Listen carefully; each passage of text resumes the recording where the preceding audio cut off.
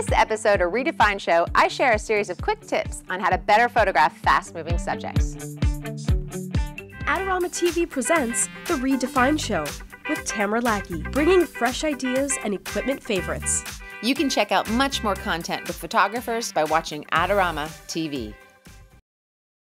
Hi, this is Tamara Lackey, and on this episode of reDefine Show for Adorama TV, I'm going to finish what I started last episode when I went through how you can use the micro Nikkor 105 f2.8 lens as not only a macro lens, but also as a portrait and a close-up lens. This time, I'm going to show you how you can also use it to really increase all the versatility of the lens for fast-moving subjects. When it wouldn't normally be the lens you'd grab, how you can still make it work. We have with us again Mr. Caleb. Caleb, jump in here. Caleb was our fantastic model for last episode, and he's returning to be able to do some fast movement for us, right? You run all the time anyway, so it works out well for you. So before we jump into that though, I had some questions that I wanted to provide some more information, some clarification from our last episode. One of the things I'd mentioned was that the 105 isn't necessarily as fast a lens as, say, the 24-70 f2.8. And the question that came in was, well, if they're both f2.8 lenses, why is one not as fast as the other? Fast glass is a term that's often used to describe a lens that can achieve maximum aperture. So if you can go to an f2.8 or you can open up to an f1.8 or something, or 1.4, that would be considered faster glass. Another term when you're talking about fast glass is basically glass that's fast or quick to focus on fast moving subjects. So specifically what I'm referring to is a lens that will grab action quickly, and the 105 isn't really known as a lens that'll do that as quickly as the 24-70 f2.8. Wasn't there a question about how the lens auto-calculates or something? There was, Caleb. Very good job. One of the things I mentioned on the last episode is that when you get closer to your subjects, one of the great things about the macro lens is that it'll do some auto-calculation. What I'm referring to is that it'll increase the focal range so you have better picture quality, which is one of the lovely things about the Nikkor system with the macro lenses and a few other lenses as well. Okay, so we're going to jump into how you can use the 105 for speedier subjects, which again is not traditionally used for, but you can do that. Caleb, you want to jump back and get into action for me? Very nice.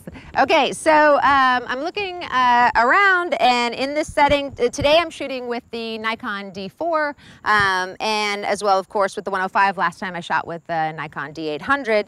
And I'm going to go ahead and set up a bit of a higher ISO because I'm going to be shooting with a higher shutter speed outside. And so I'm going to be at probably 1/800th for shutter speed and about a 5.6 for aperture. Part of the reason I'm choosing these settings is because I want to give myself a little more wiggle room because he's going to be moving towards me instead of shooting at a very shallow depth of field, which will make it a lot more difficult to get a crisp capture when he's moving quickly. The other thing I'm going to keep in mind is how I'm going to set my focusing system. Most of the time, the vast majority of the time, I'm shooting single shot, one focus, just that little red dot in the middle of the little red square in terms of the focal point, and I'm focusing and recomposing. It's just how I've gotten used to shooting. There's a million different ways to do it right. That happens to be my experience of it.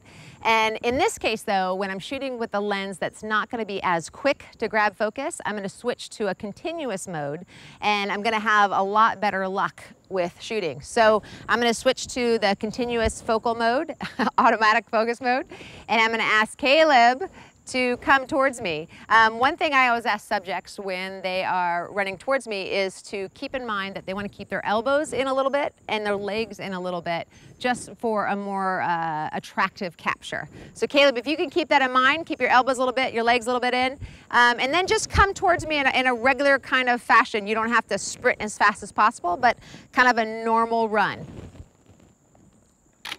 Excellent. Oh, you look happy too, don't you? Very good. Because I am shooting out here, I get to take advantage of the fact that I'm really not competing with anything else for focal points because right behind him is this long distance and I'm pointing my camera and lens in that direction on purpose.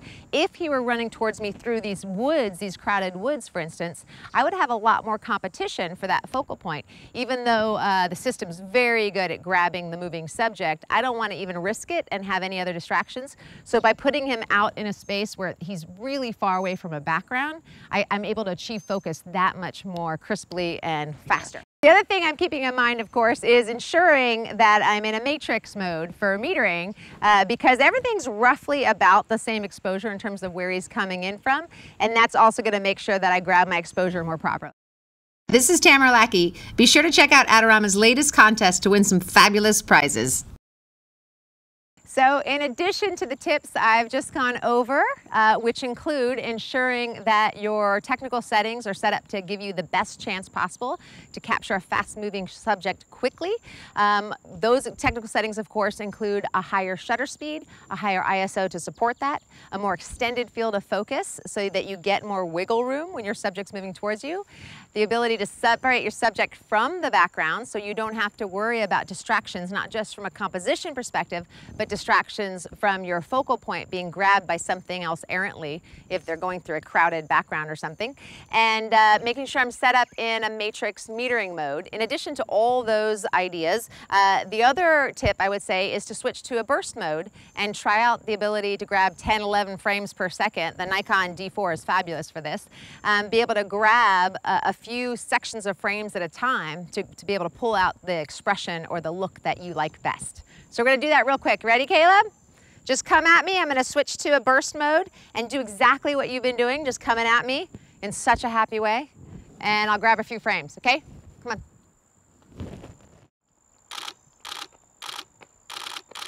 Excellent. The one thing to keep in mind with the burst mode is that as much as possible, if you can recompose, because I've seen sometimes people have a subject running at them and they click once and they just hold. And your subject's well out of range by the time that last burst is going through. So just recompose as they move towards you quickly. I hope that was helpful. Thanks so much for your kind comments too. We all appreciate them. Join us here next time on reDefine Show for Adorama TV. And don't forget to subscribe to Adorama TV for all kinds of amazing content from all over the world.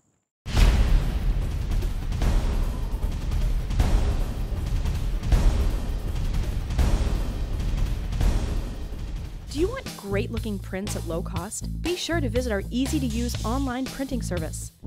Adorama Pix has professionals who treat your images with the utmost care that you can count on. For a quick turnaround on photos, cards, or albums, use adoramapix.com.